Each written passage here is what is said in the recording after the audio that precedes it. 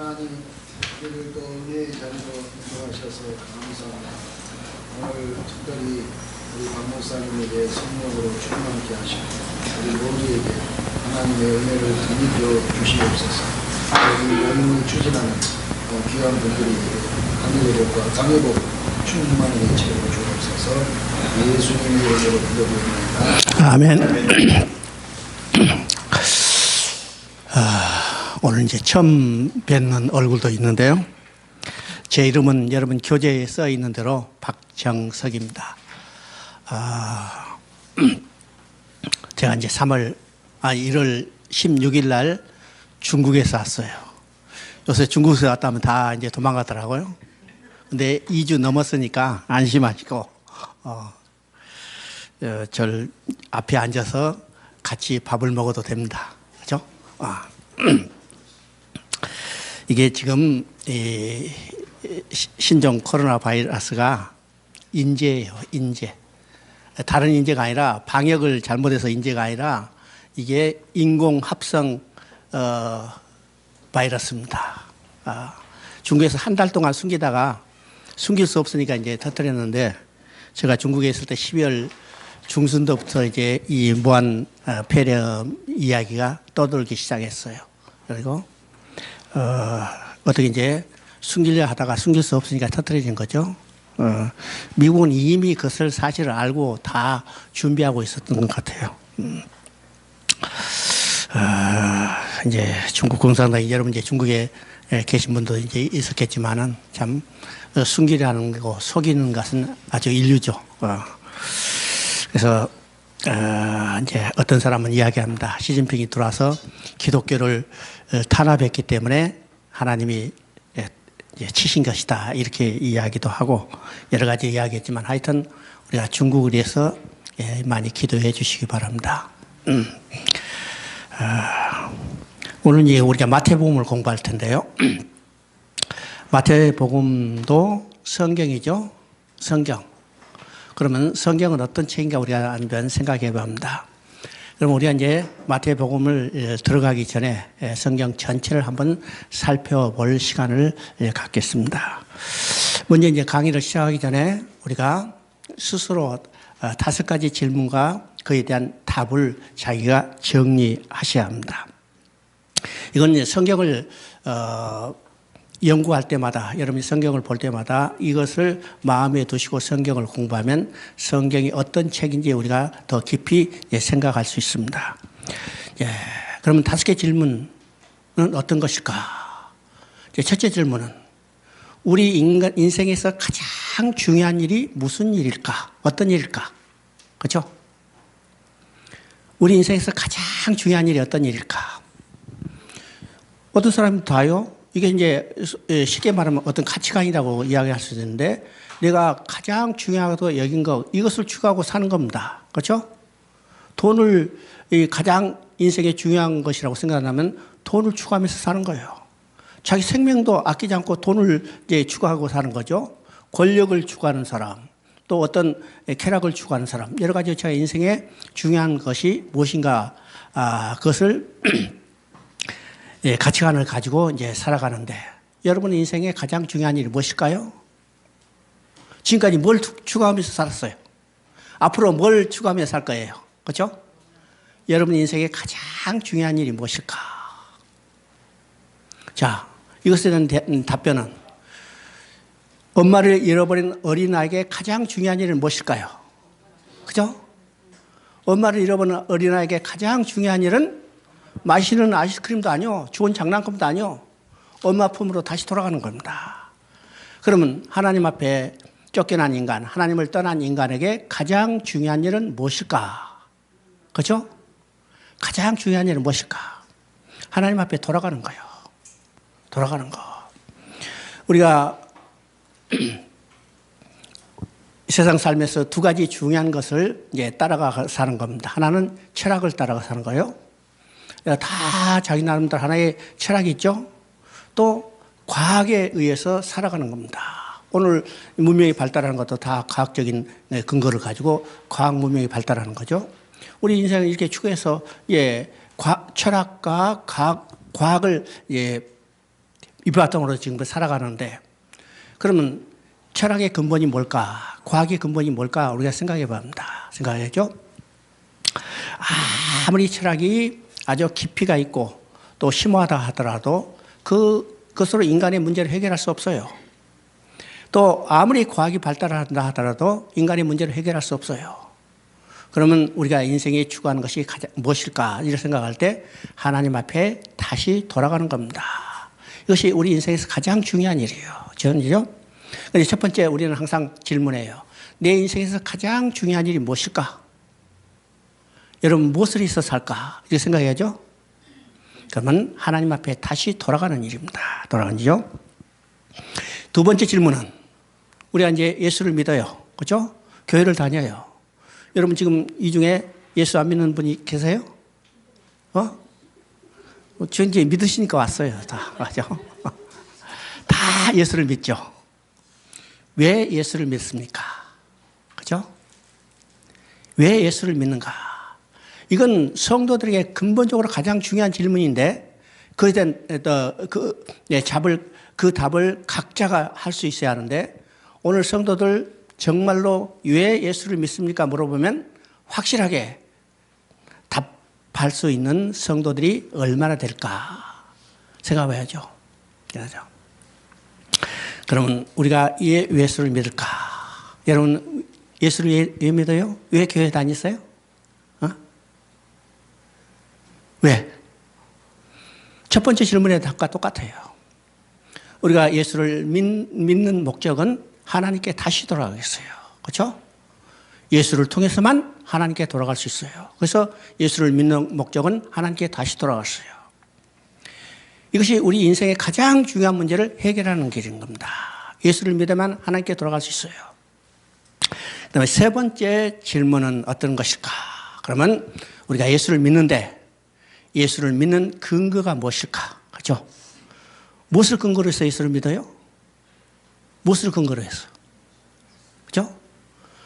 우리가 예수를 믿는 근거는 오직 하나예요. 성경입니다. 그렇죠? 성경이 없다면 우리가 예수를 믿을 수도 없고 믿지도 못했을 거예요. 그런데 성경이 있기 때문에 성경을 근거로 해서 우리가 예수를 믿고, 그렇죠? 하나님 앞에 다시 돌아가게 되는 거예요. 인생의 가장 중요한 문제를 해결할 수 있는 겁니다. 해결할 수 있죠?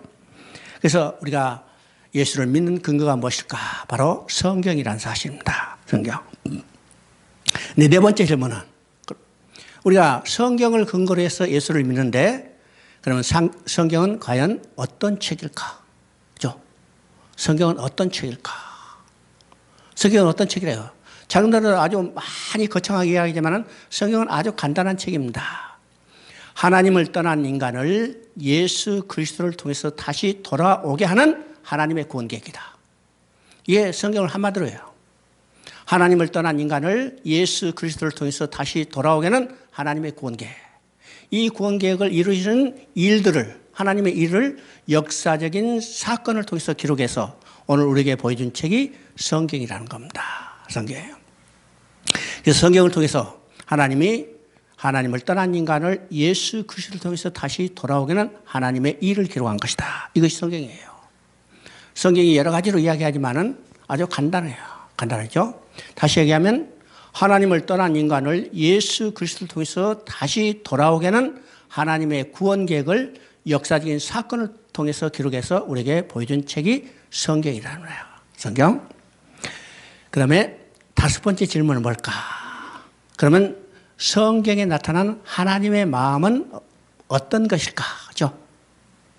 여러분 성경이 많이 읽었어요. 창세부터 계시까지 어떤 사람은 100번 읽었다고 어떤 사람은 심지어 1000번 읽었다는 사람도 있어요. 참 대단하죠? 그런데 100번, 1000번 읽은 것은 참 좋은 일이지만 정말 성경 속에 나타난 하나님의 마음이 무엇일까? 성경 속에 나타난 하나님의 마음이 무엇일까? 성경 속에 나타난 하나님의 마음은 두 단어로 요약돼요. 두 단어. 첫째 단어는요. 이 중국에 있어가지고 자꾸 한자로 쓰는 것이 더 편해요. 그렇죠? 이 두 단어입니다. 사랑하기 때문에 함께 살자는 거예요. 그렇죠? 사랑하기 때문에 함께 살자.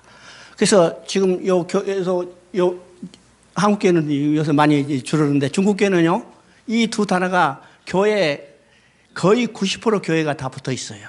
여기죠? 하나님이 사랑한다는 거죠. 그래서 우리가 서나이스는 중국말로 그렇게 써요. 대부분 이제 있고, 그 다음에 임마누엘. 하나님이 사랑하기 때문에 함께 살자는 거예요.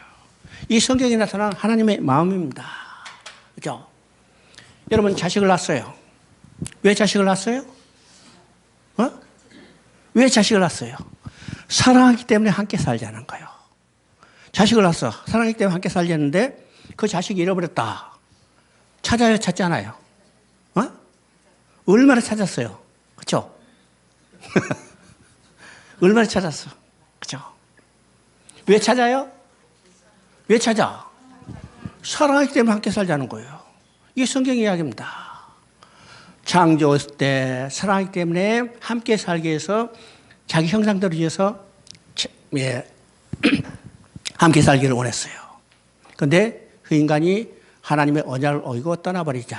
하나님은 버려주지 않으시고 그를 돌아오게 해요. 돌아오게 하는 것이 하나님의 구원계획이고, 이 돌아오게 하는 일, 이 구원계획을 역사적인 사건을 통해서 기록해서 오늘 우리에게 보여준 책이 성경이고, 그리고 이것을 완성했다고 선언하는 것이 계시록이요. 계시록에서 그래서 뭐라고요? 사랑하기 때문에 함께 살자는 거예요. 끝나는 겁니다. 그러니까 성경 전체에 나타난 하나님의 마음은 이 두 글자로 정리되는 겁니다. 사랑하기 때문에 함께 살자. 그러면 성경 창세부터 계시록까지 우리가 읽을 때 그 속에 나타난 하나님의 마음은 어떤 마음이요? 사랑하기 때문에 함께 살자는 거예요. 때로는 무서운 징계도 있고 심판도 있지만은 목적이 뭐예요? 돌아와서 함께 살자는 하나님의 마음이 거기에 깃들어 있는 겁니다. 여러분, 자식이 잘못되면 두들겨 패죠? 왜 두들겨 패요? 사랑하기 때문에 돌아와서 함께 살자는 하나님의 부모의 마음이 거기에 깃들어 있는 겁니다. 그래서 우리 성경을 볼 때 이 5가지 질문에 대해서 스스로 답변을 해가면서 성경을 읽을 때 우리가 성경을 더 정확히 하나님의 마음을 이해할 수 있습니다. 이해할 수 있죠? 그래서 이제 우리가 이제 마태복음을 보기 전에 성경 전체를 우리가 이제 국사 관점에서 한번 살펴보도록 하겠습니다. 이미 다 이제 아시는 분도 있지만은 또 새로운 분도 계시고, 또 이미 여러 번 들었지만은 오늘 들으면 또 감회가 새로울 거예요. 그렇죠? 우리 이제 하나님 마음은 사랑이기 때문에 함께 살자고 그랬습니다. 이것이 하나님 마음이었어요. 그러면 창조 때 하나님 마음이 무엇인가를 우리가 봐야죠? 봐야 합니다. 우리 이제 창세기 1장 1절을 보면 태초에 하나님이 천지를 창조하시니라. 그렇죠? 이거는 하나님이 누구신가에 대한 설명이 없고 하나님이 무슨 일을 하셨는가에 대한 장엄한 선포가 있습니다. 선포가 있죠? 이 한마디를 통해서 우리가 성경 전체를 통해서 깨달아야 할 중요한 사실은 하나님은 역사의 주인이시고 모든 역사의 주권자는 하나님이 손에 있다는 사실입니다. 지금 나타나는 모든 현상들 있죠? 이건 다 하나님의 주권 속에 있어요. 이 세상에 어떤 주권자도 다 하나님의 통치 아래에 있다는 사실을 우리가 보게 되는 겁니다. 이 성경을 통해서 나타나는 사실입니다. 그렇죠? 자, 하나님이 태초에 천지를 창조하셨어요. 그러면 창조한 목적이 무엇인가를 우리가 살펴봐야 합니다. 살펴봐야죠. 자, 우리가 이제 1장을 보면요. 창세기 1장을 보면 세 마디가 반복돼요. 그 세 마디는 하나님이 말씀하시고 그대로 되니라 하나님이 보시기에 좋았더라. 그렇죠? 보시기에 좋았더라. 그러면 하나님이 말씀하셨다. 이 말씀하셨다는 것은 중요한 의미가 있습니다. 말씀하셨다, 말했다는 것은 그 말 속에 말하는 사람의 생각과 사상이 그대로 나타나는 겁니다. 계획과 목적이 그대로 배어 있어요. 내가 지금 이제 말하고 있죠? 왜 말할까요? 지금 내가 말하는 목적이 뭐예요? 분명히 있잖아요. 성경을 우리가 쉽게 정확한 하나님 마음을 깨닫게 하는데 목적이 있습니다. 그것이 목적이 아니라면, 그렇죠? 내가 헛소리가 하고 있는 거죠. 그런데 내가 헛소리 하고 있는 게 아니라 분명한 계획과 목적을 가지고 이야기하고 있는 겁니다. 그러면 하나님이 말씀하셨다. 그러면 하나님의 계획과 목적이 있다는 거예요. 그죠? 하나님이 생각과 사상이 그 속에 다 들어있다는 겁니다. 그런데 그대로 됐다. 그것은 어떤 의미요? 하나님의 계획과 목적대로 이루어졌다는 거예요. 이루어졌어요? 그래서 하나님이 보시기에 좋았다라고 합니다. 하나님의 계획과 목적대로 하나님의 뜻대로 이루어지지 않았다면 그때도 하나님이 보시기에 좋았겠는가? 보시기에 좋지 않았겠죠?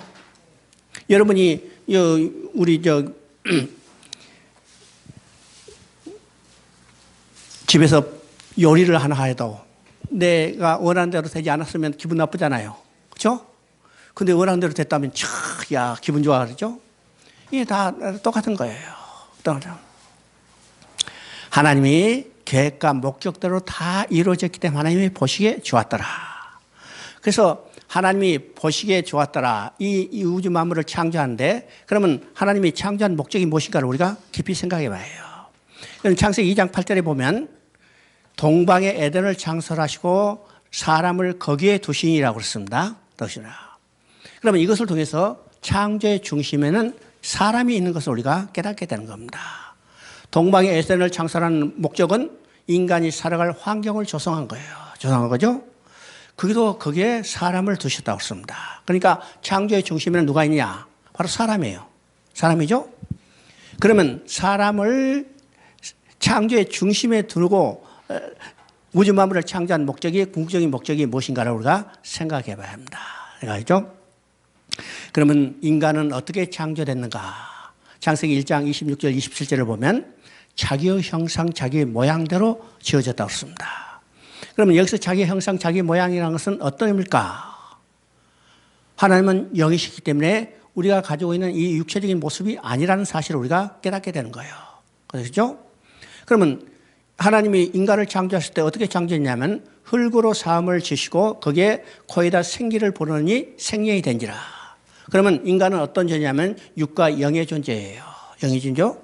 하나님이 영이신 하나님이 인간의 흙으로 지은 인간 속에 하나님의 생기, 하나님의 영, 하나님의 생명을 불어넣었어요. 그러면 인간은 어떤 존재예요? 육으로 지어진 이 존재 속에 하나님의 영을 담은 존재가 됐습니다. 그러면 하나님을 영을 담은 존재가 되기 때문에 영이신 하나님과 교제가 가능한 거예요. 교제가 가능한 거죠. 그래서 자기 형상, 자기 모양대로 지었다는 이 의미는 인간과 교제 가능한 대상으로 지었다는 겁니다. 쉽게 말하면 말이 통하는 존재로 지었어요. 말이 통하는 존재로 지어가지고 그 목적은 우주 만물을 하나님이 지으시고 인간이 살아갈 환경을 조성하신 다음에 인간을 자기 형상 교제의 대상으로 주시고 거기에 두시고 어떻게 해요? 하나님과 인간이 함께 살면서 기뻐하며 즐거워하며 그의 영광을 드러내는 것이 하나님의 궁극적인 창조의 목적이에요. 이게 사랑하기 때문에 함께 살자는 거예요. 여러분이 자식을 낳고 기뻐하면 즐거워하잖아요. 자식을 낳고 기뻐하고 즐거워하는 모습이 하나님이 우주 만물을 창조하는 궁극적인 목적입니다. 목적이죠. 그래서 하나님은요, 이 인간을 지으시고 인간과 영원히 함께 살기를 원하셨어요. 그렇죠? 원하셨기 때문에 창세기 2장 17절에 선악을 알게 한 나무의 실과를 먹지 말라. 먹으면 반드시 죽으리라. 그렇죠?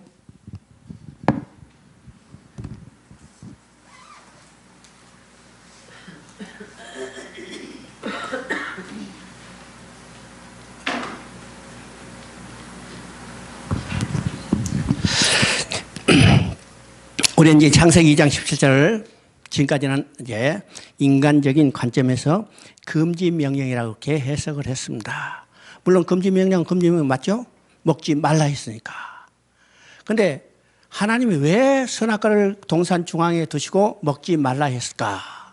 우리는 하나님의 마음을 헤아려 봐야 해요. 왜요? 성경은요, 인간이 하는 일이 아니라 하나님이 하신 일을 기록했기 때문에 이 선악과를 두시고 먹지 말라고 하신 하나님의 마음이 어떤 것인가를 우리가 헤아려 봐야 합니다. 그렇죠? 인간의 관점이 아니라 하나님의 관점. 먼저 이야기하지만은요, 우리가 성경을 읽을 때 가장 중요한 관점은 뭐냐? 인간의 관점이 아니라 하나님의 관점에서 성경을 봐야 합니다. 성경을 봐야 해요. 왜요? 성경은 인간이 하는 일이 아니고 하나님이 하신 일이에요. 사람들이 많이 나오죠. 그 사람들도 하나님이 하실 일을 하시기 위해서 쓰시는 하나님의 도구에 불과합니다. 도구죠. 노아도 아브람도 모세도 다윗도 솔로몬도 다 하나님이 쓰시는 도구에 불과해요. 도구에 불과하죠. 그러니까 우리가 성경을 볼 때 그 관점이 인간의 관점이 아니라 하나님이 관점에서 성경을 봐야 합니다. 성경을 봐야죠. 그러니까 창세기 2장 17절에 선악을 알게 한 나무는 실과는 먹지 말라. 먹으면 반드시 죽으리라는 이 내용도 하나님의 마음이 무엇인가를 우리가 살펴봐야죠. 자, 우리가 이제 선악과 이 명령을 통해서 하나님과 인간의 관계를 우리가 세 가지로 봅니다. 세 가지로. 이것은 성경에 반복되는 내용이죠. 첫째는 왕과 백성의 관계입니다. 왕과 백성. 하나님이 하나님 나라를 건설한다고 그랬죠. 그 나라에는 왕이 있어야 해요. 그러면 하나님 나라이기 때문에 왕이 누구냐면 곧 하나님이 있어요. 또 백성이 있어야죠. 그 백성은 하나님의 형상대로 지은 인간 아담과 하와가 그 백성입니다. 백성이죠. 그러면 나라가 성립되기 위해서는 중요한 것이 뭘까? 왕과 백성만 있다고 나라가 성립된 게 아니라 왕이 백성을 다스리는 주권이 있어야 해요. 주권이 없다면요, 이건 허수아비죠. 오늘 우리 이제 근대사에도, 한국 근대사에도 이 허수아비 왕이 있었어요. 일본에 다 주권을 뺏기고 그냥 궁에 앉아서 왕이라고 불림만 받는 그런 왕들이 있었죠. 또 중국에도 그런 왕들이 있었어요. 청나라 말기에 부이라는 왕이 있었는데 이거 허수아비입니다. 허수아비요. 이 주권을 다 뺏겨요. 그러면 나라에서 중요한 것은 왕이 백성을 다스리는 주권이 있어야 합니다. 주권이 있어야 해요. 그럼 주권은 뭘로 나타나요? 왕의 명령으로 나타나요? 또 오늘 입헌국가에서는 법으로 나타난 거죠. 헌법으로 나타나죠. 헌법으로. 그러면 하나님 나라에서 하나님이 주권은 뭘로 나타나는가? 바로 명령으로 나타나요. 선악과를 알게 하는 나무의 실과는 먹지 마라. 먹으면 반드시 죽으리라. 죽으리라죠. 자, 이것은 금지 명령이 아니라 이것만 지키면 너와 나는 영원히 함께 살 수 있다는 것을 약속으로 보여주는 겁니다. 언약으로요. 문제는 뭐냐? 백성인 인간이 이 법을 지키지 못했다는 데 있습니다. 이 법만 지켰다면 하나님이 통치하는 하나님의 나라에서 하나님 주신 생명으로 하나님의 공급을 받으며 하나님의 보호를 받으며 하나님과 영원히 함께 살 수 있어요. 그죠? 근데 백성인 인간이 이 법을 지키지 못했던 데 있습니다. 뭐랬죠? 두 번째 하나님과 인간의 관계는 남편과 아내의 관계로 이야기합니다. 남편과 아내의 관계. 남편과 아내의 관계. 우리가 이제 하나님과 우리 인간의 관계 하면 남편과 아내 하면 어떻게 좀 불경스러운 그런 생각이 할지도 몰라도 성경 전체에서 하나님과 인간의 관계를 남편과 아내의 관계로 이야기합니다. 이제 계시록 마지막을 보면 19장에 보면 이런 사건이죠. 어린 양의 혼인잔치가 있습니다. 그러면 그 어린 양의 혼인잔치에서 신랑은 누구예요? 어린 양 대신 예수 그리스도예요. 신부는 구원받은 우리 성도들이에요. 그러면 그리스도와 우리의 관계는 신부와 신랑, 남편과 아내의 관계입니다. 남편과 아내죠. 뿐만 아니라 성경 전체가 이제 남편과 아내의 관계를 이야기하는데 에베소서 5장 31절 32절을 한번 읽어보십시다. 에베소서 5장 31절 32절. 그러므로 사람이 부모를 떠나 그의 아내에 합하여 그 둘이 한 육체가 될지니라. 이 비밀이 그도다. 나는 그리스도와 교회에 대해서 말하노라. 이건 지금 창세기 3장 24절을 인용해서 지금 바울이 교회에 대해서 이야기하겠죠. 그런데 지금 뭐라고 했어요? 그러므로 사람이 부모를 떠나 그의 아내에 합하여 그 둘이 한 육체가 될지니라. 그렇죠? 이 비밀을 그도다. 나는 그리스도와 교회에 대해서 말하노라. 지금 남편과 아내의 관계를 누구하고 얘기해요? 교회와 그리스도와 교회에 대해서 이야기합니다. 그러면 교회는요, 우리가 이 구원받은 성도들이 모인 공동체일 수도 있고 한 사람이 하나의 교회 지체가 될 수도 있어요. 그러면 이것을 이해한다면 그리스도와 나, 그죠? 그리스도와 나, 그리스도와 성도의 관계는 남편과 아내의 관계입니다. 남편과 아내의 관계죠? 자, 고린도 후서 11장 2절을 한번 읽어봅니다. 고린도 후서 11장 2절. 내가 하나님의 열심으로 너희를 위하여 열심을 내노니 내가 너희를 정결한 처녀로 한 남편인 그리스도께 드리려고 중매함이로다. 그죠? 그리스도와 우리 성도의 관계는 남편과 아내의 관계예요. 그죠? 여기서뿐만 아니라 구약에서도 우리가 여러 군데서 하나님과 인간의 관계를 남편과 아내의 관계로 이야기합니다. 자, 성경 전체가 하나님과 인간의 관계를 남편과 아내로 관계하는 이 책이 있어요. 그것은 구약에서 호세아서와 아가서입니다. 이 두 책은 하나님과 인간의 관계, 그렇죠? 하나님과 이스라엘의 관계, 구약에는 이스라엘의 관계지만 하나님과 인간의 관계를 남편과 아내의 관계로 그대로 이제 나타내고 있습니다. 나타나고 있죠? 이미 이것은 창세기 3장부터 나타나는 사실입니다. 창세기 2장부터 나타나는 사실이죠? 자, 아담에게 아내 하를 지어줬어요. 이 관계를 통해서 어떻게요? 하나님과 성도의 관계, 하나님과 우리의 관계를 남편과 아내의 관계로 대비시켜서 보여주고 있는 겁니다. 그러면 남편과 아내의 관계는 어떤 관계인가? 결혼의 관계예요. 결혼의 관계죠? 결혼하지 않으면 어떤 여자에게도 아내라 부를 수 없어요. 결혼하지 않으면 어떤 남자에게도 남편이라 부를 수 없어요. 남편과 아내의 관계에 대해서는 반드시 결혼의 관계여야 합니다. 결혼의 관계. 그러면 왜 결혼할까요? 왜 결혼할까? 여기 있어요. 사랑하기 때문에 함께 살게 했어요. 그죠? 이 결혼이요. 사랑하기 때문에 함께 살게요. 지금까지는 두 남자가 사랑했지만은 어때요? 결혼하지 않으면 함께 살 수 없잖아요.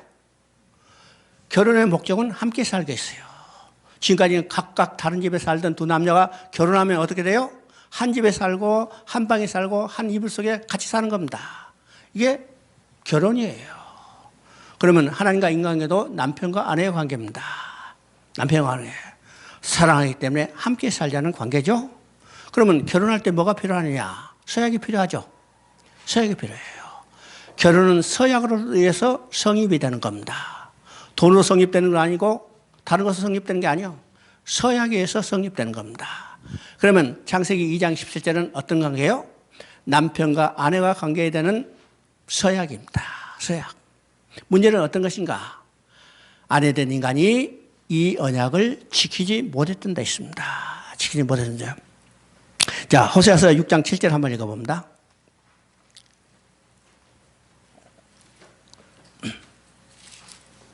지금 마태복음 공부하고 있어요. 그렇죠? 이게 또 무슨 창세기 공부하냐 아니냐면 마태복음 공부하고 있어요. 네.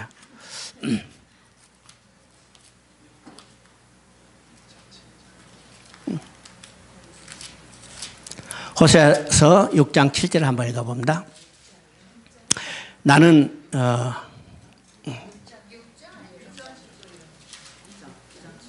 6장 7절. 그들은 아담처럼 언약을 어기고 거기에서 나를 반역하였느니라. 그래서 지금 아담이 언약을 어기겠다고 했어요. 그러면 아담이 어긴 언약은 어떤 것이에요? 선악과를 따먹은 거죠. 이게 언약이에요. 언약이라 분명히 이야기합니다. 그런데 왜 호세아서를 통해서 호세 선지자를 통해서 아담이 언약을 어겼다고 했을까요? 이것은 호세아서는 하나님과 이스라엘의 관계를 남편과 아내의 관계로 가장 극명하게 나타내는 책입니다. 알죠? 그러면 이 호세아를 통해서 아담이 언약을 어겼다는 것은 다른 말로 결혼 서약, 혼인 서약을 어겼다는 거예요. 어겼다는 겁니다. 그러면 창세기 2장 17절은 어떤 것이에요? 남편과 아내의 관계를 맺어주는 결혼의 서약이라. 그죠? 인간이 이 언약을 지키지 못했어요. 이 언약만 지켰다면 하나님과 인간은 하나님의 사랑을 받으며 영원히 함께 살 수 있어요. 그런데 문제는 인간이 이 언약을 지키지 못했던 데 있습니다. 그랬는지요? 세 번째 하나님과 인간의 관계는 아버지와 아들의 관계입니다. 아버지와 아들의 관계. 이건 우리가 너무나 쉽게 이해하죠? 오늘 아침에 여러분 다 기도하셨을 거예요. 여러분 하나님을 아침에 뭐라고 부르셨어요? 아버지라고 부르죠? 삼촌이라고 부르는 사람 있어요? 없잖아요. 다 아버지라고 부르면 나는 자연스럽게 그게 자녀가 되는 겁니다. 자녀가 돼요. 이것은 순종의 관계를 이야기합니다. 그리고 또 하나는요, 아버지 아들 관계는 절대로 떨어질 수 없는 관계예요. 여러분요, 남편과 아내도 이혼할 수 있어요. 또 왕과 백성의 관계도 국적 바꿔버릴 수 있어요. 그렇죠? 그런데 아버지와 아들의 관계는 국적을 바꿔도 이혼해도 안 돼요. 그건 영원한 관계입니다. 그런데 이건 순종의 관계예요. 순종의 관계. 이제 성경은 하나님과 인간의 관계를 이 세 가지의 관계로 이야기하고 이 세 관계를 유지하면서 영원히 함께 살기 위해서 하나님이 주신 언약이 창세기 2장 17절이라는 겁니다. 실제죠? 그래서 창세기 2장 17절의 의미가 무엇인지를 우리가 깊이 생각해야 합니다. 이 세 관계를 유지하는데 우리 이제 인간이 언약을 어기고 떠났죠? 떠난 인간을 하나님이 다시 돌아오게 하는 것이 하나님의 구원 계획이에요. 구원 계획을 다 계시록에서는 완성했다고 선언하는 겁니다. 자, 우리 함께 보십시다. 계시록 21장 1절부터 7절까지.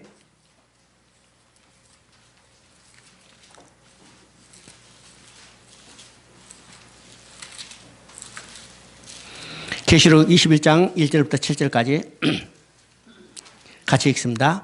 또 내가 새 하늘과 새 땅을 보니 처음 하늘과 처음 땅이 없어졌고 바다도 다시 있지 않더라. 또 내가 보매 거룩한 성 새 예루살렘이 하나님께로부터 하늘에서 내려오니 그 준비한 것이 신부가 남편을 위하여 단장한 것 같더라. 내가 들으니 보좌에서 큰 음성이 나서 이르되 보라, 하나님의 장막이 사람들과 함께 있으며 하나님이 그들과 함께 계시리니 그들은 하나님의 백성이 되고 하나님은 친히 그들과 함께 계셔서 모든 눈물을 그 눈에서 닦아주시니 다시는 사망이 없고 고하는 것인가 아픈 것이 다시 있지 아니하니니 처음 것들이 다 지나갔음이러라.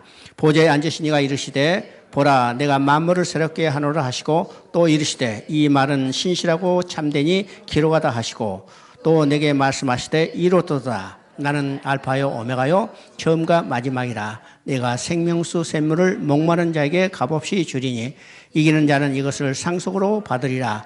나는 그의 하나님이 되고 그는 내 아들이 되리라. 이게요, 이 7절이지만 이게 성경 전체를 다 요약해 놓은 말입니다. 그랬죠? 여기서 이제 하나님이 다 이루셨다고 했어요. 이루셨죠? 그래서 나는 알파 오메가랍니다. 우리가 이제 성경에서 가장 소망을 주는 말이 어떤 말일까? 여러분, 성경에서 가장 중요한, 가장 우리에게 소망을 주는 말은 어떤 말일까요? 어떤 말일까요?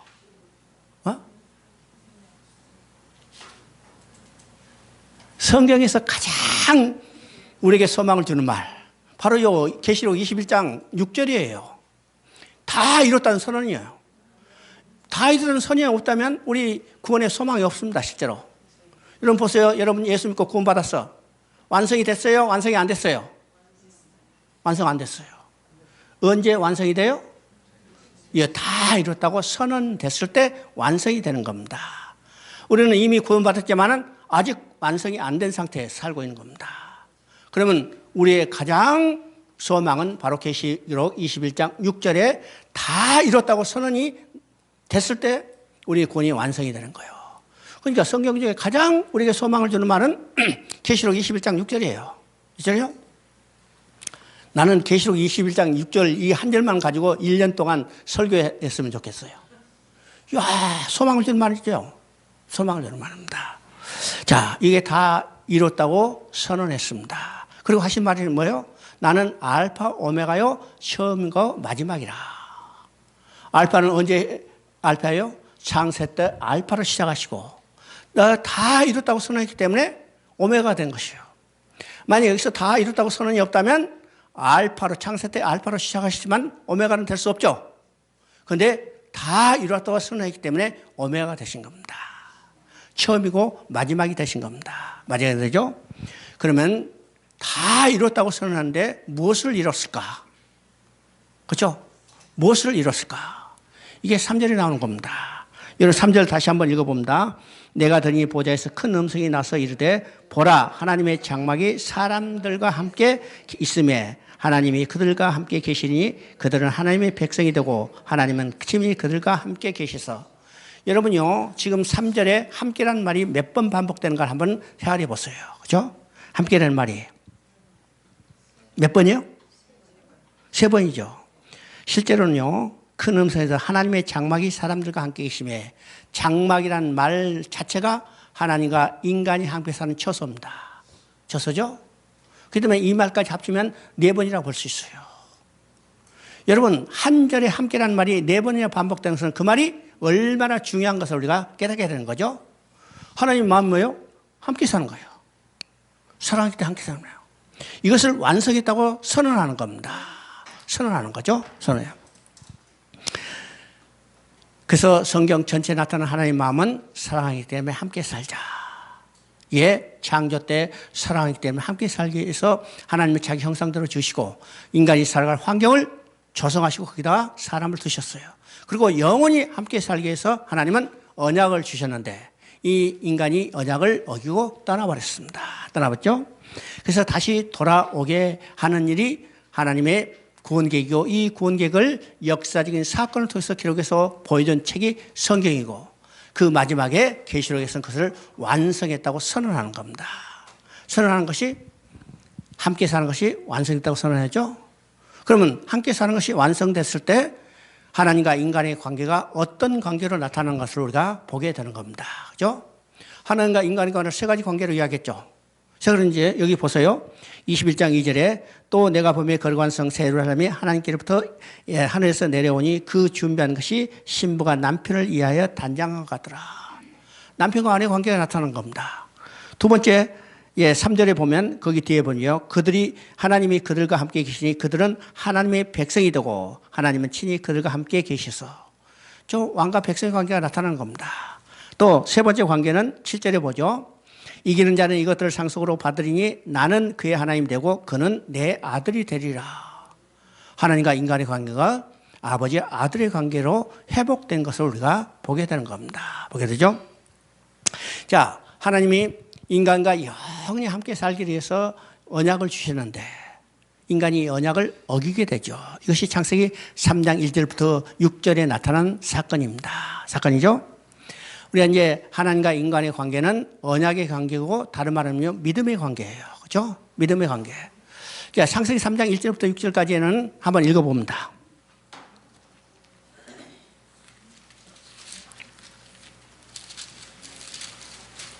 그런데 뱀은 여호와 하나님이 지으신 들짐승 중에 가장 강교하니라. 뱀이 여자에게 물어 이르되 하나님이 참으로 너에게 동산 모든 나무의 열매를 먹지 말라 하시더냐.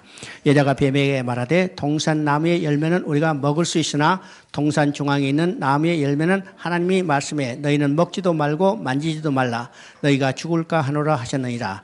뱀이 여자에게 이르되 너희가 결코 죽지 아니하리라.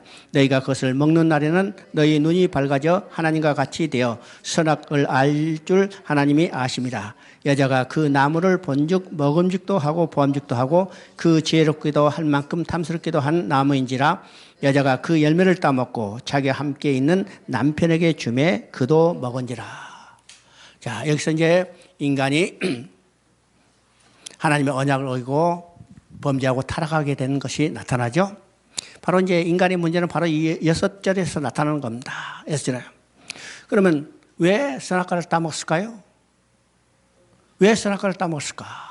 하나님의 언약을 믿지 못했기 때문입니다. 자, 선악과를 따먹는 행위는, 손을 뻗어서 선악과를 따먹는 행위는 불순종의 행위예요. 이 불순종이 왜 나타나는가? 하나님의 언약을, 약속을 믿지 못했기 때문입니다. 하나님의 약속은 뭐예요? 먹으면 반드시 죽으리라. 먹지 말라. 먹으면 반드시 죽으리라. 그런데 아담과 하와는 하나님의 말씀을 믿지 못하고 유혹하는, 사단이 유혹하는 말을 믿었죠? 먹어도 죽지 아니하리라. 더 나가서 먹으면 너희 눈이 밝아져서 하나님과 같이 되리라. 참 강렬한 말로 유혹하는 말을 믿게 되고 이 유혹하는 말을 따라서 따먹었어요. 그러면 여기서 우리가 깨닫는 것은 불순종은 곧 불신입니다.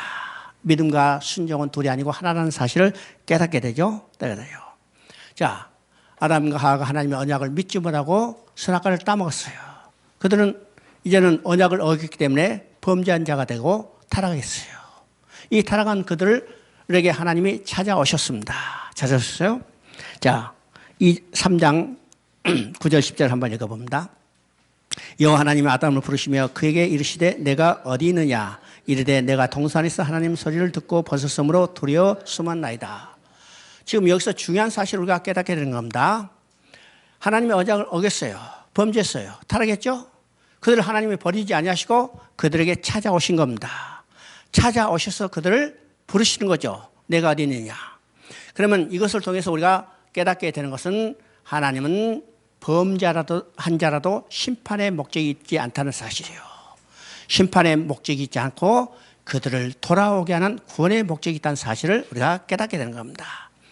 만약 심판의 목적이 있다면 범죄한 아담과 하와에게 찾아오실 필요도 없어요. 내가 어디냐고 물어보실 필요도 없습니다. 먹으면 죽으리라. 끝나버리니까요. 그런데 그들이 심판의 목적이 있는 게 아니라 구원의 목적이 있기 때문에 범죄한 그들에게 찾아오셔서 내가 어디냐고 물어보시는 겁니다.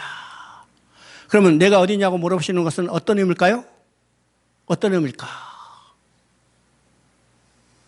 저 하나님은요, 전지전능하신 하나님이에요. 아담과 하와가 무슨 짓을 했는지 모르시는 하나님이 아니죠? 그들이 어디 숨어 있는지 모르시는 하나님이 아니에요. 그들이 무슨 죄를 했는지 다 알고 계세요. 또 어디 있는지 다 알고 계세요. 그렇지만 그들에게 찾아오셔서 내가 어디냐고 물어보시는 겁니다. 이 말은요, 그들이 무슨 잘못을 저지르는지 깨닫고 회개하고 돌아오기를 촉구하는 궁일의 목소리예요. 우리가 성경 전체를 통해서 나타난 하나님의 마음이 어디에 있는가? 심판에 있는 게 아니라 구원에 있어요. 오늘 하나님을요, 심판의 하나님으로 가끔 생각하지만 물론 심판하시는 하나님이에요. 왜 심판을 받게 되는가요? 왜 심판을 받게 되나요? 돌아오지 않았기 때문이요. 돌아오지 않았기 때문에. 여러분 계시록 여러분 우리가 이제 계시록에 대해서 이제 이야기하지만은 일곱인, 일곱 나팔, 일곱 대접이 나옵니다. 여러분 일곱인, 일곱 나팔은요 재앙이에요. 지금요 신종 코로나 바이러스처럼 재앙입니다. 목적이 뭐요? 회개하고 돌아오게 하는 거예요. 회개하고 돌아오는 거. 인을 내릴 때도 여러 가지 재앙이 나는 거. 그들이 회개하고 돌아오게 하죠. 여러분 계시록을 보면 계속해서 하나님은 심판의 목적이 아니라 구원의 목적이 있다는 사실을 우리가 보게 돼요. 여러분 네 번째 인까지도 떼지만은 다섯 번째 인은 그들이 돌아올 때까지 기다리는 거예요. 그죠? 또 나팔장이 벌려요. 나팔장 여러분 보시죠. 4개의 나팔 재앙이 나오고 그 다음에 다섯 번째, 여섯 번째 화가 나타나는데 그 화 가운데도 하나님은 어떤 것이에요? 회개하고 돌아오기를 원하시는 하나님의 마음이 나타납니다. 여러분 이제 계시록 9장 20절 21절을 보면 회개하지 않더라. 그러면 이건 어떤 것인가? 재앙으로는 회개하고 돌아올 길이 없다는 겁니다. 그래서 회개하고 돌아오기 위해서는 어떻게 해요? 복음을 전하는 겁니다. 그래서 계시록 10장 11장은 복음을 전해요. 복음을 전하죠. 그리고 오랜 막간의 시간이 있는 후에 돌아오지 않는 그들을 드디어 일곱 대접으로 심판하는 겁니다. 여러분 일곱 대접은 돌아오지 않는 그들을 심판하는데 그 심판하는 가운데도 어떻게 해요? 하나님은 그들이 그 가운데도 회개하고 돌아오기를 원하시는 하나님의 마음이 그게 쓰여져 있어요. 쓰여지죠? 그러니까 성경 전체를 보면 하나님의 마음이 무엇일까?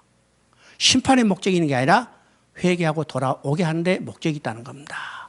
이것이 제일 먼저 나타난 사건이 어디요?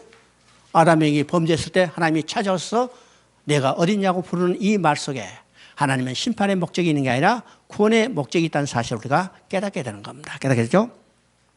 자, 이에 대한 인간의 반응은 어떤 것일까? 아담의 반응은 어떤 것이 있어요? 우리가 벗었으므로 두려워 숨었나이다. 여기서 이제 두 가지 반응이죠. 첫째는 두려워요. 두 번째는 벗어서 숨은 거예요. 자, 아담이 범죄하고 이제 두려워했죠. 그래서 아담 이후 모든 인간은 다 죄인이기 때문에 다 두려워하는 마음 있죠. 경찰만 지나가도 두려워해요. 그죠? 내가 중국에 가니까 처음 가니까 어떤 중국에 갔다 온 사람이야. 이야, 중국은 다 공안이 깔려가지고 꼼짝도 못한다 그래. 나는 정말로 가가지고요. 아파트 들어가려면 다 정보 쓰고 여기다가 보안이라고 경찰 붙이고 나는 경찰을. 그런데 나중에 보니까 경비예요, 경비. 그죠? 경비. 인간의 마음속에는요, 다 두려운 마음이 있습니다. 왜요? 다 죄인이기 때문이죠. 아담과 같은 마음을 가지고 있어요. 두려웠으면 아니다. 두려웠으면 아니다. 자, 두 번째는요, 벗었으므로 두려웠으면 아니다. 그랬어요. 자, 벗었다는 말은요, 어떤 의미일까를 우리가 생각해 봅니다. 이제 성경에서 이 벗었다는 말을 잘 이 용어의 의미를 우리가 잘 깨달아야 합니다. 자, 벗었다. 지금 아담과 하와는 하나님이 그들이 범죄하고 그들이 벗은 것을 깨닫고 부끄러운 것을 가리기 위해서 무화과 나무 잎으로 치마를 해 입었어요. 그죠? 그런데 하나님이 찾았을 때 벗었다고 했습니다. 그러면 이건 어떤 의미일까요? 이건 육적인 의미가 아니고 영적인 의미입니다. 그죠? 다른 말하면요, 죄진 인간은 하나님 앞에 설 수 없다는 것을 벗었다는 말로 표현하고 있습니다. 벗었다죠? 그래서 죄진 인간은 하나님 앞에 설 수 없어. 이것을 벗었다는 명으로 표현하기 때문에 성경 전체에 나타난 두 가지 개념이 뭐예요? 가리움과 벗음의 문제예요. 벗음에. 우리 한번 봅니다. 시편 32편 1절 한번 읽어봅니다.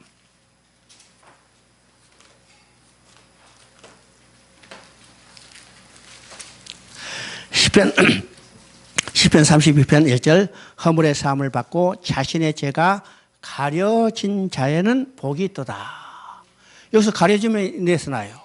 자, 이것은 바로 로마서 4장에서 믿음으로 얻게 된 예를 들 때 다윗의 예를 들면서 바로 이 32편, 시편 30편 1절을 인용해서 다윗도 믿음으로 얻게 됐다는 것을 증거하고 있습니다. 이 한마디, 가려진 자의 복에 대해서. 자, 여기서 이제 복의 개념도 나오죠? 가려진 자의 복에 대해서. 이게 어떤 의미인가를 알아야 이 성경을 정확히 이해할 수 있어요. 그렇죠? 어떻게 자기 죄가 가려진 자가 복이 있을까? 어떻게 해서 자기 죄가 가려진 자가 복이 있을까요?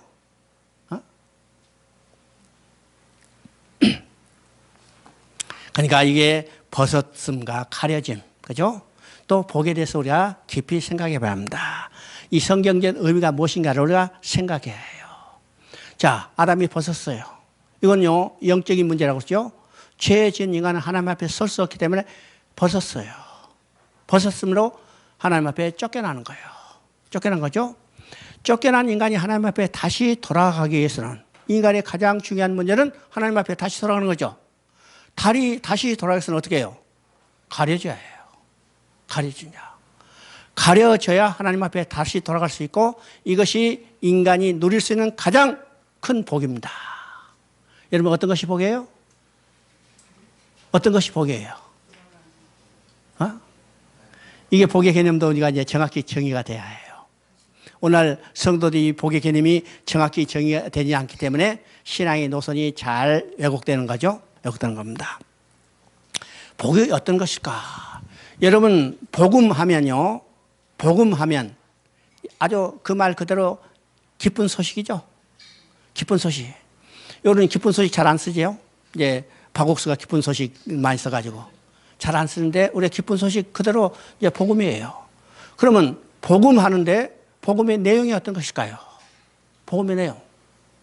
복음 내용 바로 엄마를 잃어버린 어린아이가 엄마 품에 다시 안겠다는 소식이 어린아이가 들 수 있는 가장 기쁜 소식이죠.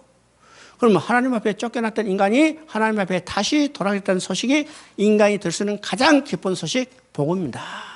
복이에요. 이게 복이에요. 그러니까 성경적 복은 창세기 1장 3절에 여기 에베소서 1장 3절에 나타난 것처럼 하늘에 속한 모든 신령한 복입니다. 그것이 그리스도 안에 쓰죠. 그리스도 안에. 그래서 복의 개념 여기서 지금 가려진 자의 복에 대해서 그러면 인간이 범죄함으로 벗었으므로 하나님 앞에 설 수 없어서 쫓겨났는데 이제는 하나님 앞에 여기 벗은 것이 가려짐으로 이제는 하나님 앞에 다시 돌아갈 수 있어요. 이게 복이죠. 그래요.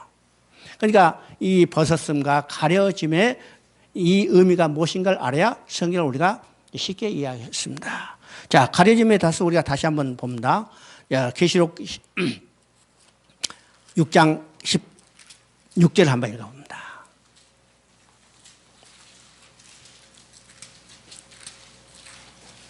계시록 6장 16절. 산들과 바위에게 말하되 우리가 우리 위에 떨어져서 보좌에 앉으신 이의 얼굴에서 와 그 어린 양의 진로에서 우리를 가리라.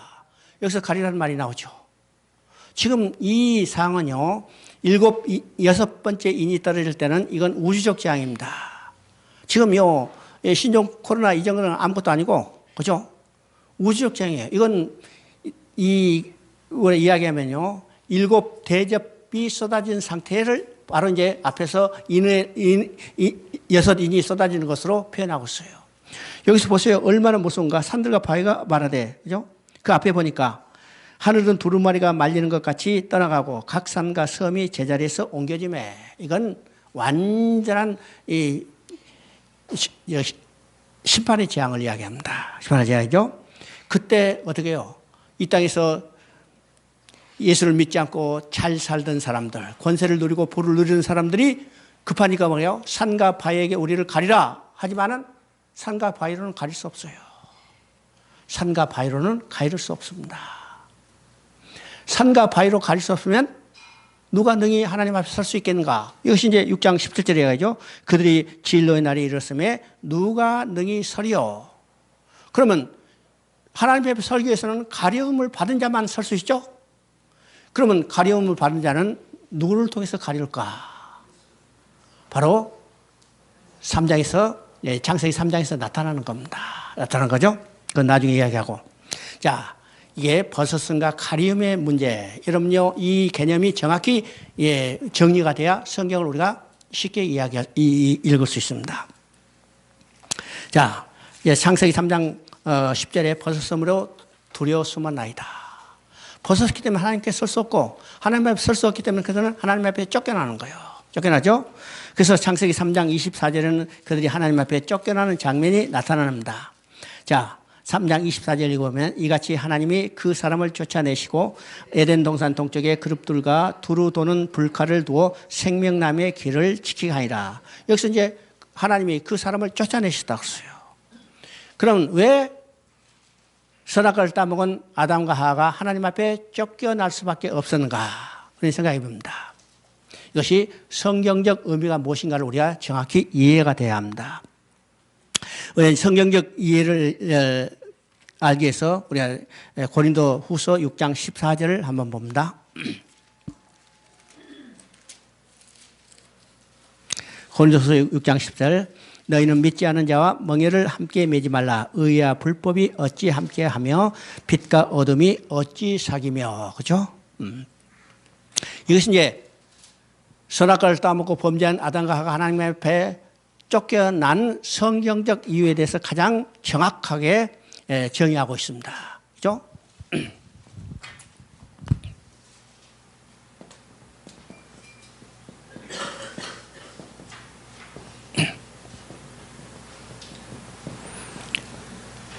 야, 의와 불의가 함께 할 수 없고 빛과 어둠이 함께 할 수 없어요. 그렇죠?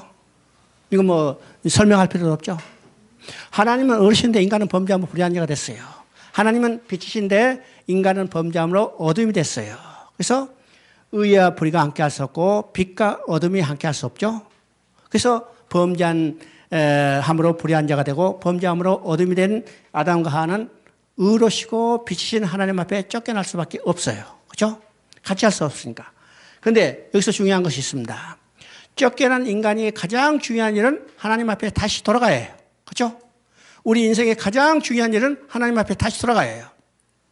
그러면 범죄함으로 불의한 자가 돼서 의로신 하나님 앞에 쫓겨난 인간에게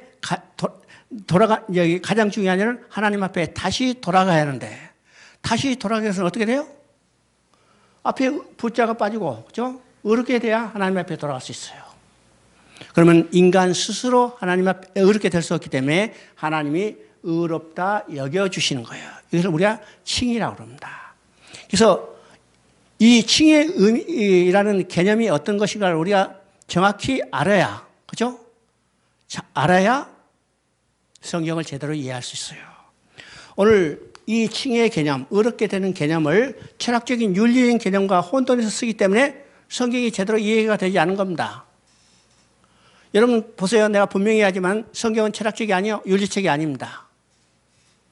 하나님의 구속의 역사를 이루시는 하나님 일을 기록한 거기 때문에 이 어렵게 된다는 개념도 우리가 철학적인 윤리적인 개념이 아니라는 사실을 알아야죠.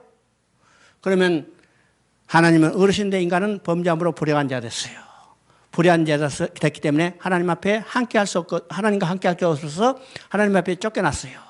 하나님 앞에 쫓겨난 인간의 가장 중요한 일은 하나님 앞에 다시 돌아가야 해요. 다시 돌아가기 위해서는 어떻게 해요? 어렵게 돼야 해요. 어렵게 되죠? 그러면 어렵게 됐다는 말은 어떤 의미일까? 하나님 앞에 다시 돌아가게 됐다는 의미입니다. 그래서 칭의와 하나님 앞에 다시 돌아가겠다는 개념은 동일한 개념입니다. 동일하죠? 그러면 의인은 어떤 사람일까요? 의인, 그죠? 우리가 어렵다, 의인 이렇게 이야기하지만은 의인은 어떻게 된가? 쉬운 말로 하나님 앞에 다시 돌아가게 된 사람이요. 하나님 앞에 다시 돌아가게 된 사람이 의인이요. 그러면 어떻게 해서 하나님이 어렵다 얘기해 주시오? 예수 그리스도를 통해서. 그러면 어렵게 됐다는 것은 예수 그리스도를 믿는 거고 의인이 되는 것은 예수 그리스도를 믿는 사람입니다. 도둑질하라고 거짓말하라고 다른 사람을 도와주고 한 그런 선행이 어렵게 되는 것이 아니에요. 선은 행할 수 있지만 어렵게 될 수는 없습니다. 우리는 잘 알아야 합니다. 선은 행할 수 있지만 어렵게 될 수 없어요. 선을 행함과 동시에 예수 그리스도를 믿어야만 해요. 그죠? 선을 행하지 못한다 하더라도 어렵게 될 수 있습니다. 왜요? 예수 그리스도를 믿는 거예요. 여러분 보세요. 십자가에 예수님과 함께 달린 강도도 선행을 했어요? 오직 예수를 믿는 믿음으로 하나님과 여기 예수님과 함께 천국에 있는 겁니다. 이게 어렵게 되는 거예요. 개념이 전혀 다르죠? 이러면 성경은 이제 철학적인 유전인 이 개념과 혼동되기 때문에 성경이 헷갈리는 거예요. 그러나 아주 간단한 개념입니다. 어렵게 됐다. 하나님 앞에 다시 돌아가겠다는 거예요. 그래서 하나님이 어렵게 여겨주시는 겁니다. 또 이제 하나님 빛인데 인간은 범죄함으로 불의한 어둠이 됐어요. 근데 어둠이 된 인간에서 하나님 앞에 함께 할 수 있기 때문에 쫓겨나는데 이 쫓겨난 인간에게 가장 중요한 일은 하나님 앞에 다시 돌아가야 해요. 하나님 앞에 다시 돌아가서는 어둠이 빛이 돼야죠. 그런데 어둠은 스스로 빛을 낼 수 없기 때문에 이 어둠 속에 빛을 넣어주셨어요. 빛을 넣었죠. 그래서 어둠을 빛으로 바꾸시고 빛이 하나님 앞에 돌아가게 하는 겁니다. 그래서 이 빛이 누굴까? 이 빛이 누굴까요? 바로 예수 그리스도예요. 그래서 구약에는요, 이 빛에 대해서 여러 번 계시했습니다. 빛이요. 그리고 신약에서는 이것이 실체로 나타난 겁니다. 그렇죠? 우리가 예를 한번 들어봅니다. 구약에서 예수를 빛으로 계시한 것이 어디서 나타나는가? 우리 이제 민수기 한번 봅니다.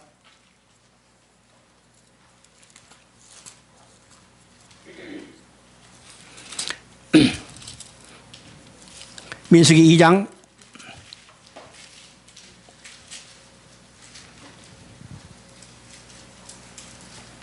3절 한번 읽어봅니다. 2장 3절 동방 해돋는 쪽에 진칠자는 그 진영별로 유다의 진영 군기 속에 속한 자 유다 자손의 지휘관은 암미다답의 나달이요. 여기서 지금 진을 치는데 유다 지파는 동쪽에 진을 치라고 했어요. 그런데 그냥 동쪽이라 하지 않고 동방 해돋는 편이라고 했습니다. 그러면 왜 동방 해돋는 편이라고 했어요? 여기서 해가 떠오르기 때문이죠. 그럼 동방 해돋는 뜬 해가 떠오르는 그쪽에 어느 지파가 진을 치냐면 유다 지파가 진을 쳤어요. 그럼 이 말은 어떻게 해요? 유다 지파의 가운데 해가 떠오를 것을 계시하고 있는 겁니다. 그 해는 누구예요? 예수 그리스도예요. 말라기 4장 2절에 우리가 잘 아는 것 같이 공의로운 해가 떠오르게 하더니 그가 어떻게 해요?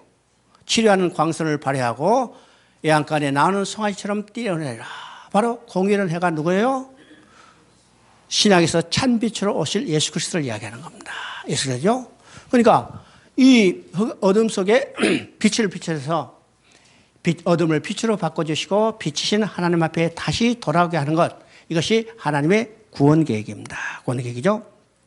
그래서 이제 여기서 범죄한 인간이 하나님 앞에 쫓겨나는 성경적 이유가 무엇이고 또 그것을 성경은 어떻게 해석해 주고 있는가를 우리가 확실히 이해해야 합니다. 그렇죠? 자, 하나님 앞에 쫓겨난 인간을 돌아오게 해서 하나님은 어떤 조치를 하는가를 우리가 보게 됩니다. 이것이 창세기 3장 15절입니다. 지금 내가 창세기를 이야기하지만은 마태복음 공부하고 있는 겁니다. 이 내용을 알아야 마태복음을 정확히 이해할 수 있어요. 맞죠? 창세기 3장 15절 읽어봅니다. 내가 너로 여자와 원수가 되게 하고 내 후손도 여자의 후손과 원수가 되게 하리니 여자의 후손은 내 머리를 상하게 할 것이요 너는 그의 발꿈치를 상하게 할 것이니 하시니. 자, 범죄한 인간이 하나님 앞에 쫓겨난 인간을 돌아오기 위해서 하나님이 새로운 약속을 주시는 겁니다. 이것이 창세기 3장 15절이에요. 우리가 이제 여기서 신학적으로 원복음이라는데 이 원복음의 핵심은 여자의 후손을 보내주셨다는 약속입니다. 그런데 이 여자의 후손을 보냈다는 것이 이 창세기 3장 15절의 핵심이지만은 이 창세기 3장 15절은 세 마디로 되어 있습니다. 이 세 마디로 여러분 기억해 두셔야 해요. 그래서요. 그래야 성경을 우리가 정확히 이해할 수 있습니다. 그죠? 나는 이제 중국에서 우리 학생들한테 얘기해요. 너희가 제일 잘 알고 있는 성경이 어떤 것이냐? 어떤 것이요? 요한복음 3장 16절. 그죠?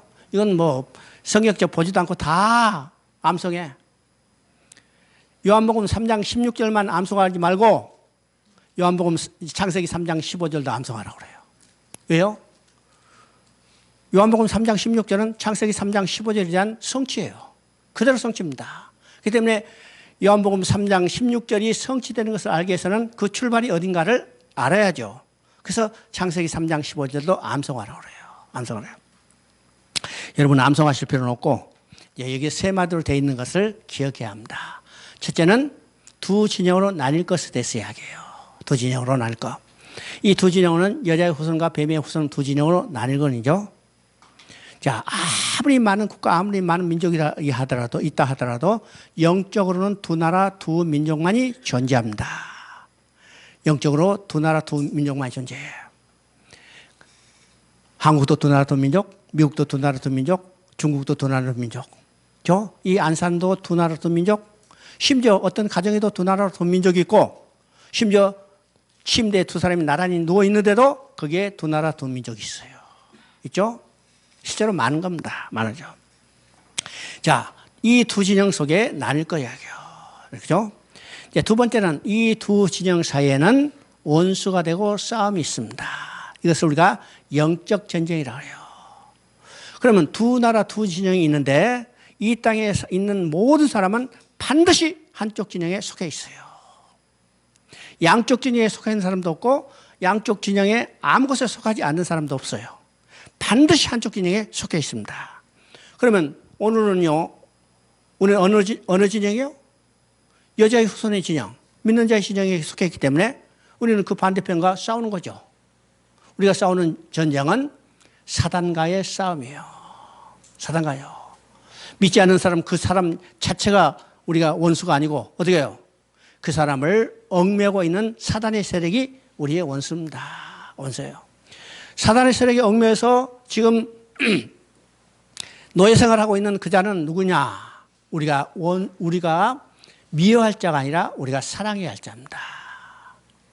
그를 사단의 결박에서 해방시켜서 우리의 사랑하는 형제 자매로 만들어야 할 사랑할 대상이죠. 사랑이죠. 가끔요, 두 진영이 하니까 아유 저 미워한 사람 그냥 때려 죽여야겠다 이렇게 생각하는 거예요. 그건 아니고 그 사람을 얽매고 있는 사단의 우리가 이 영적 전쟁은 사단의 경관진을 파쇄하고 그 속에 갇혀 있는 우리 형제 자매를 구원해라 해요. 이런 복음을 전하는 것이 바로 그 전쟁을 하고 있는 겁니다. 그렇죠? 바로 이제 두 번째는 이 두 진영 사이는 원수가 되고 싸움이 있어요. 이것을 영적 전쟁이라고 합니다. 영적 전쟁. 세 번째, 이 전쟁의 결과가 어떻게 끝날 것을 이미 계시하고 있습니다. 이 전쟁의 결과는 여자의 후손이 뱀의 머리를 상하게 할 것이다. 그렇죠? 여자의 후손이 결정적인 승리를 이미 계시하고 있어요. 그런데도 불구하고 뱀의 후손은 끝까지 저항할 것을 계시하고 있습니다. 그 저항할 것은요, 여자의 후손의 발꿈치를 상하게 할 것이다. 오늘 여러분이 지금 당하고 있는 고난과 핍박, 이 여러 가지 어려움은 바로 발꿈치를 상하게 당함을 받고 있는 거예요. 이 고난과 환난 가운데 있습니다. 그렇죠? 예수님이 말씀하십니다. 요한복음 16장 33절에 너희가 세상에서 환난을 당하나, 이 말은요, 너희가 세상에서 발꿈치를 상함을 당한 아픔을 겪을 것이나 담대라, 내가 세상을 이겨내라. 여자의 후손이 뱀의 머리를 상해갔던 것을 선포하는 겁니다. 선포하죠. 이것이 실제로 나타나는 사건이 어딘가? 이것이 계시록의 사건이에요. 계시록의 사건. 계시록은 어떤 것이요? 이 땅에 존재하는 교회가 환난과 핍박을 당하고 있는데 그 가운데서도 하나님은 완전한 승리를 약속하고 하나님의 계획과 목적이 완성됐다는 것을 선포하는 것이 계시록의 내용입니다. 계시록이죠. 그래서 계시록은 또 이제 창세기 3장 15절을 그대로 실현해 보이는 사건이라는 사실을 우리가 볼 수 있어요. 볼 수 있죠. 창세기 3장 21절을 읽어보면 여호와 하나님이 아담과 그의 아내를 위하여 가죽옷을 지어 입히시니라. 지금 창세기 3장 15절은 누구를 통해서 범죄하고 떠난 인간을 돌아가게 할 것인가에 이야기했다면 창세기 3장 21절은 어떤 방법을 통해서 돌아오게 할 건가를 계시하는 겁니다. 그 방법이 곧 가죽옷을 지어 입혀서, 그죠? 가죽옷. 바로 이것은요, 그 앞서 나왔던 벗었음으로 두려워 숨었다는 말과 지금 연관되고 있어요. 벗었음으로 두려워 숨어 하나님 앞에 설 수 없어 하나님 앞에 쫓겨난 인간이에요. 그 쫓겨난 인간을 돌아오게 해서 하나님은 어떻게 해요? 그들을 가려주시는 겁니다. 무슨 통했어요? 가죽옷을. 그래서 창세기 3장 21절은 간단한 내용이지만 여기서 중요한 네 가지 사항을 우리가 깨닫게 되는 겁니다. 그렇죠? 자, 창세기 3장 10절에요. 그들이 범죄하고 이제 벗은 것을 가리기 위해서 무화과 나무 잎으로 치마를 해봤어요. 그런데 하나님 찾았을 때 뭐라고 했어요? 우리가 벗었으므로 두려워 숨어나이다 그러죠? 자, 이 말은 어떤 말인가? 인간의 행위로는 하나님 앞에 나아갈 수 없다는 거예요. 인간의 행위, 곧 무화과 나무 잎으로 치마를 해봤자는 하나님이 찾았을 때 그들은 벗었다고 그랬어요. 하나님 앞에 설 수 없다는 거죠? 이것이 로마서 3장 20절에 그대로 이야기합니다. 율법의 행위로는 의롭다함을 얻을 육체가 없나니. 그죠? 율법의 행위로는 하나님 앞에 나아갈, 하나님 앞에 설 사람이 아무도 없다는 거예요. 그죠? 의롭다함을 얻을 육체가 없나니. 두 번째는 하나님께서 아담과 하에게 가죽옷을 지어 입히시라고 했습니다. 그러면 구원 계획은 하나님의 전적인 주권적인 역사라는 사실을 우리가 깨닫게 되는 거예요. 자, 가죽옷을 지어 입히실 때까지 아담과 하가 한 일이 어떤 일이에요? 아무도 없어요. 그죠? 하나님이 짐승을 끌어다가 짐승을 잡아서 가죽을 벗겨서 가죽옷을 지어서 입혀주셨어요. 처음부터 끝까지 하나님이 하신 일이죠. 그러니까 구원 계획을 이루신 일은 하나님의 절대적인 주권적인 역사라는 사실을 우리가 깨닫게 되는 겁니다. 그러면 성경은 어떤 것이요? 하나님이 범죄하고 하나님 떠난 인간을 돌아오게 하는 하나님의 구원 계획이라면 성경 전체는 하나님의 주권적인 역사라는 사실을 우리가 깨닫게 되는 겁니다. 깨닫게 되는 거죠.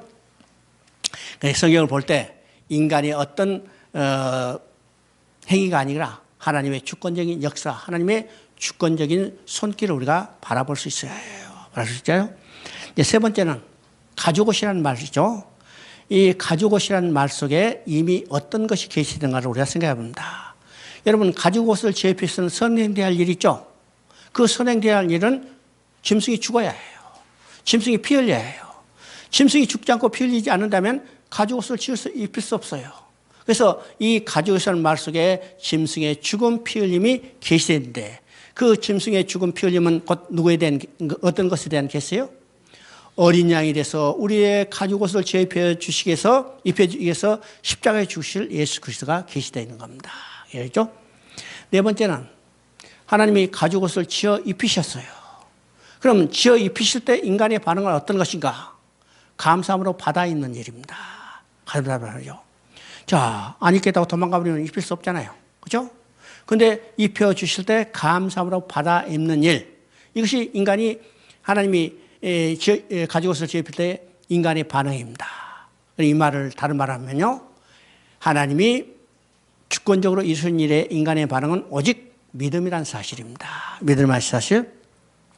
이것이 이제 로마서의 세 개 주제를 이 창세기 3장에서 그대로 이제 드러내고 있습니다. 드러내고 있죠. 자, 그러면 왜 범죄하고 하나님을 떠난 인간을 하나님이 돌아오게 하실 건가? 하나님의 마음이 무엇인가를 우리가 알아야 합니다. 자, 이것은 굉장히 성경을 이해하는데 중요한 이야기인데 우리가 이게 아주 쉽게 간과해 버리죠. 자, 이사야 48장 11절 한번 읽어봅니다.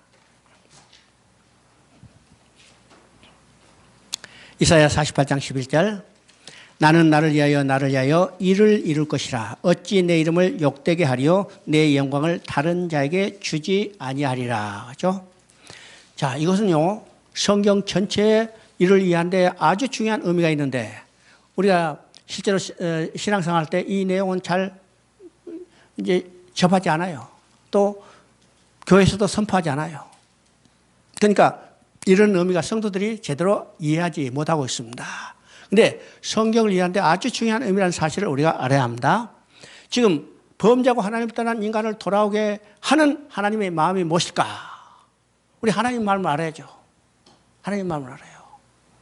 그래서 하나님의 마음, 범죄하고 하나님 앞에 쫓겨난 인간을 돌아오게 하는 하나님의 마음을 가장 확실하게 드러내고 있는 이 말씀이 이사야 48장 11절입니다. 이거 다시 읽어보면 나는 나를 위하여 일을 이룰 것이라. 어찌 내 이름을 욕되게 하려 내 영광을 다른 자에게 주지 아니하리라. 여러분요, 자식을 잃어버렸으면 찾죠? 네? 안 찾을 부모 있어요? 야, 골치 아픈 놈 잘 나가버렸다. 그죠? 반드시 찾죠? 찾지 않으면 부모 아니에요.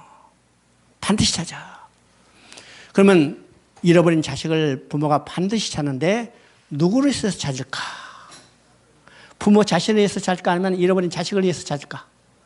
이건 논리적인 순서지만 우리 한번 생각해 봅니다. 누구를 위해서 찾을까? 부모 자신을 위해서요. 부모 자신을 위해서. 그래서 자식을 찾지 못하면요, 부모는 죽을 때 눈 감고 죽지도 못해. 끝까지 찾는 겁니다. 끝까지 찾아. 이게 부모의 마음이죠. 여기서 자식을 찾는, 잃어버린 자식을 찾는 것은 부모 자신을 위해서. 내가 나를 위하여. 하나님도 마찬가지죠. 잃어버린 백성을 찾는 것은 하나님 자신을 위해서요. 자신을 위하여. 또 구체적으로 내 이름을 누구에게 못 받았으면 내 영광을 누구에게 찬탈당하리요. 이거는요, 하나님이 보시기에 좋을 대로 우주 만물을 창조하시고 거기다가 자기 형상대로 진 인간을 두시고 하나님과 함께 교제하며 살기를 원했어요. 그런데 그곳에 사단이 침투해서 하나님의 형상대로 지은 인간을 유혹해서 넘어지게 했어요. 사단이 노예로 전락시켜버렸죠. 그것으로 인해서 누구 이름이 모독받았어요? 하나님 자신의 이름이 모독받은 거고 하나님의 영광이 훼손된 겁니다. 그러면 아담의 범죄로 인하여 모독받은 하나님 이름과 하나님의 영광을 누가 회복할 것인가? 이것이 하나님 자신이 내가 나를 위하여 내 이름과 내 영광을 위해서 반드시 돌아오게 하겠다는 거예요. 돌아오겠다는 거죠. 그래서 구원 계획을 이루시는 하나님의 마음이 무엇일까? 이게 성경 전체를 우리가 통해서 볼 수 있어야 합니다. 자, 이 예를 우리가 여기 요한복음을 한번 봅니다.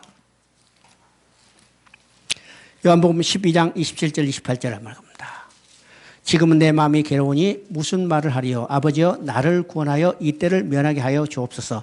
그러나 내가 이를 위하여 이때 왔나이다. 28절 우리 같이 읽어봅니다. 아버지의 이름을 영광스럽게 하옵소서 하시니 이에 하늘에서 소리가 나서 이르되 내가 이미 영광스럽게 하였고 또다시 영광스럽게 하리라. 자, 27절에 보면요, 이 일을 위하여 이때 왔나이다 했어요. 이 일은 십자가에 죽으실 일입니다. 그때가 됐다는 겁니다. 그때가 됐어요. 그러면 예수님이 십자가의 죽음을 통해서 어떤 일이 벌어지는가? 하나님 아버지 이름이 영광스럽게 되는 거예요. 그렇죠? 하나님 마음. 그럼 왜 예수님이 십자가의 죽음을 통해서 하나님의 하나님의 이름이 영광스럽게 해요? 요거 이제 13장 31절에도 똑같이 나오는데 한번 보십시다. 13장 31절. 그가 나간 후에 예수께서 이르시되 지금 인자가 영광을 받았고 하나님도 인자로 말미암아 영광을 받으시니라. 제가 이 사건은 어떤 사건이요? 지금 가룟 유다가 예수님을 팔기 위해서 지금 나간 거예요. 나간 것을 보시고 지금 말이에요. 그가 나간 후에, 그죠? 그가 나간 목적은, 가룟 유다가 나간 목적은 예수님을 팔기 위해서 나갔기 때문에, 자, 예수님을 그거를 안다면요. 야, 우리 들켰으니까 빨리 도망가자. 이렇게 말씀하실 것 같은데, 그렇게 하지 않았어요. 뭐라고 말씀하세요? 그가 나간 후에 예수께서 이르시되 지금 인자가 영광을 받았고 하나님도 인자로 말미암아 영광을 받으리라. 이건 어떤 의미일까요? 어떤 의미일까? 예수님이 십자가에 반드시 달리셔 죽으셔야만 하나님은 잃어버린 백성을 찾게 되고 잃어버린 백성을 찾음으로 아담으로 인하여 모독받은 하나님의 이름과 영광이 회복되는 겁니다. 회복돼요. 예수님이 십자가에 죽지 않는다면 절대로 하나님의 백성은 찾을 수 없고 하나님이 자기 백성을 찾지 못한다면 아담으로 인하여 모독받은 하나님의 이름과 영광은 절대로 회복되지 않아요. 그래서 이 사건은 어떤 것인가? 예수님의 십자가 죽음을 통해서 하나님의 이름과 영광이 회복된다는 것을 보여주고 합니다. 그래서 요한복음은요, 예수님의 십자가의 죽으심을 순환으로 이야기하지 않고 하나님께 영광을 회복하는 것으로 이야기하고 있습니다. 왜요? 예수님의 십자가의 죽음을 통해서만 잃어버린 백성을 찾게 되고 잃어버린 백성을 찾아야만 아담으로 인하여 모독받은 하나님의 이름과 영광이 회복되기 때문이요. 하나님은 이루려 반드시 내가 이루리라. 이사야 9장 6절은 만군의 여호와의 열심히 일을 이루리라 하세요. 자, 하나님이 자신의 이름과 영광을 위해서 잃어버린 백성을 찾는데 누가 이게 해방하겠어요? 누가 방해하겠어요? 절대로 방해할 수 없어요. 이 일은 반드시 이루어진다는 확신. 이것 때문에 우리가 구원의 확신입니다. 확신이죠? 자, 잠깐 쉬었다 하십시다.